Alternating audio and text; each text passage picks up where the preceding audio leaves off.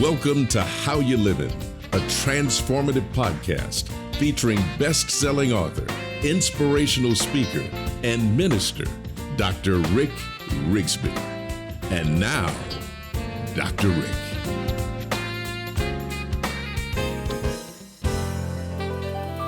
Hello, friends. So glad I could be with you today. I want to talk to you about helpers and being a good helper, and how being a helper really does impact those around you. You know, I grew up in the 1960s, and it seemed like in my childhood, helpers were everywhere. People looked out for one another back in that day. Folks made sure that their neighbor was just as well as they were. From my earliest days, I can remember seeing this particular type of person, whether it was in the neighborhood or at school or at church, whether it was on the Little League field or at the Cub Scout and Boy Scout meeting or in high school music class, even in my college years, even in my various careers. There were always helpers at every junction along the way. People who simply and unwittingly offered a helping hand. It was never about their comfort. It was never about their convenience. It was never about their security. It was always, what can I do to help? What a quality, friend. What an admirable trait to have. A person who you can depend on regardless of what happens to be on the television set. You know they are going to reach out and offer a helping hand.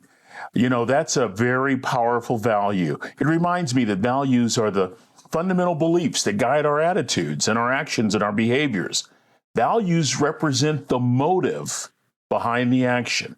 I grew up with parents that stressed helping as a major value. It was not only our duty to help our neighbor, it was our privilege to help our neighbor. I've shared with you many times the lessons I learned from my father, that third grade dropout. And one of his lessons was you always showed up early. He would say, son, you'd rather be an hour early than a minute late. And what he was really saying was this: always inconvenience yourself for the sake of others. You never put yourself in the first position. It's always about looking out for someone else, encouraging someone else, uplifting someone else, helping someone else. Oh man, I'm attracted to a helper. I love a person who has a serving heart. They just want to help, not for the credit, not for the accolades, but they just have this insatiable desire to want to help. And it seems like in our fast-paced world, finding helpers is becoming more and more of a task. But today I want to tell you a story about a man who is seldom discussed, but he is arguably one of America's greatest helpers. I want you to listen carefully, and as I outline his background, see if you can figure out who I'm talking about. This man spent his childhood in Diamond, Missouri, late 1800s. He was actually born into slavery. He and his brother survived a slave raid, and they were raised by a white family who taught them both how to read and write. The boy had an affinity for the outdoors. He loved the woods. He lived in the woods. He said on one occasion, I want to know every strange stone, flower, insect, bird, or beast. He loved anything and everything that had to do with nature. He would paint nature. He would work on plants. He was known among his neighbors as the plant doctor. You took your sick plants to this little boy, and he would revive them back to health. And because he, in fact, was a sickly child, he was spared from the hard manual of the day. Instead, he developed this local reputation as one who could take care of your plants and could help you with any of your horticultural needs, right? He would even shed a tear if, while working on one of your plants, he damaged the root system or damaged one of the blossoms.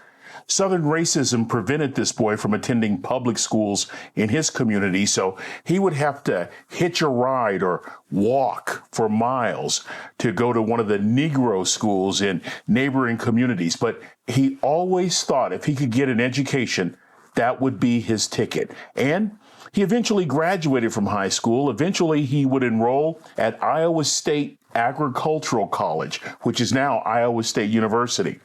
He was the school's first black student, which was quite an honor.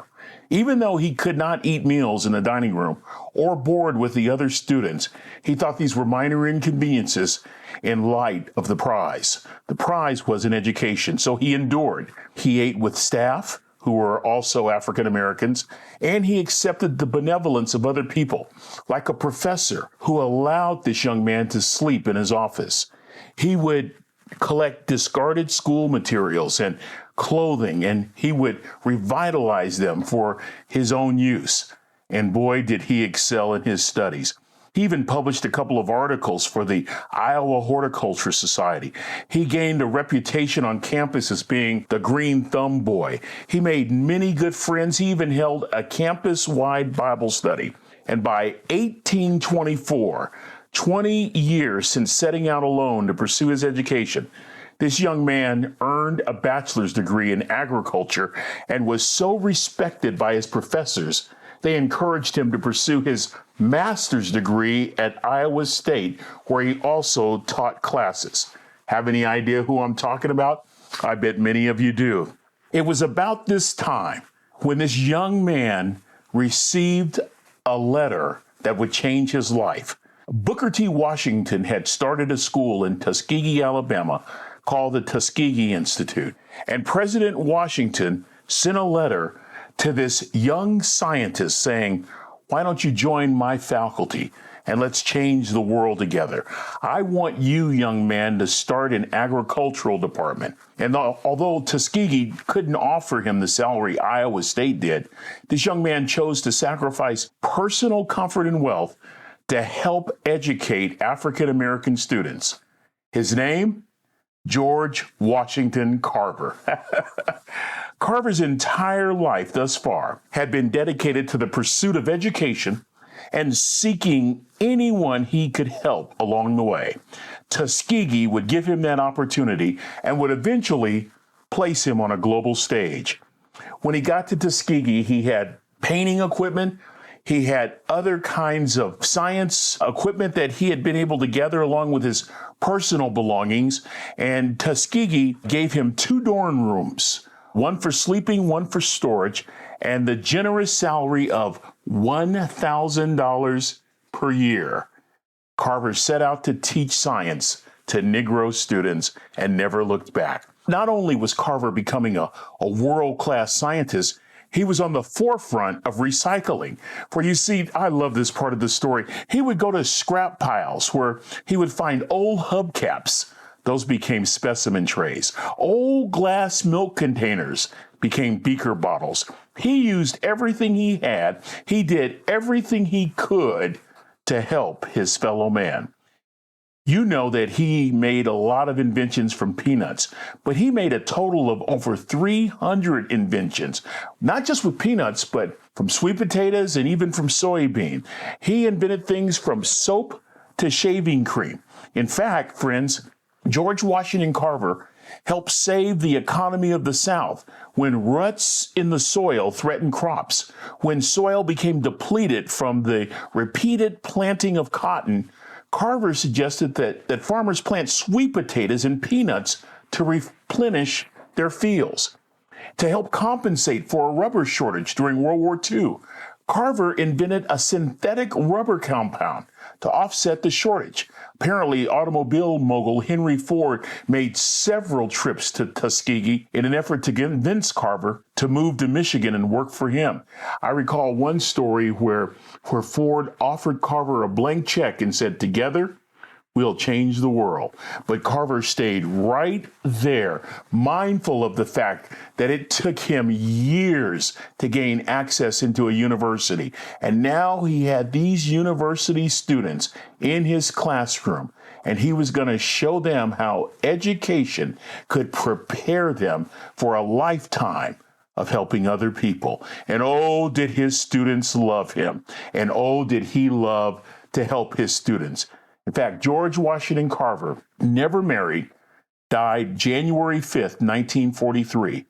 He donated his entire life savings, estimated between $50,000 to $80,000, to the Tuskegee College. Why? To help students continue learning. You know, on a personal note, friends, I remember a cross-country trip back in the 80s with my first wife, Trina. And we had two little boys, and she wanted to stop in some little town called Diamond, Missouri, because she had heard about the George Washington Carver Museum. I had no interest whatsoever. My goal was to make time. We got to make time. We got to be back to this location at a certain time. And she was persistent. And eventually we compromised. We would stop, but we would only stay 1 hour. The story goes in our home, and it's a great family story now, that through the tears and amazement, I drug that 1 hour into 8 hours. I stayed at that museum so long that my wife and boys even got tired. Folks that love museums.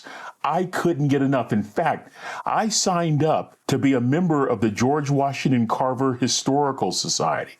Friends, if you're ever in the Midwest portion of the United States, anywhere near Diamond, Missouri, you don't have to spend 8 hours, but go learn about one of the truly great American scientists and inventors who was on the forefront of recycling long before we were talking about recycling. He was as concerned with his students' character development as he was their intellectual development. Listen to this list he compiled. This list contains 8 cardinal virtues for his students to strive toward. And listen to this. Number 1, be clean, both inside and out. Number 2, neither look up to the rich nor down to the poor. Number 3, lose if need be without squealing. Next, win without bragging. Number 5, always be considerate of women, children, and older people. 6, be too brave to lie. 7, be too generous to cheat. 8, take your share of the world and let others take theirs. Our final word today comes from one of my favorites, one of my heroes, George Washington Carver. In his own words, he said on one occasion, "When common people do common things in uncommon ways, they command the attention of the world."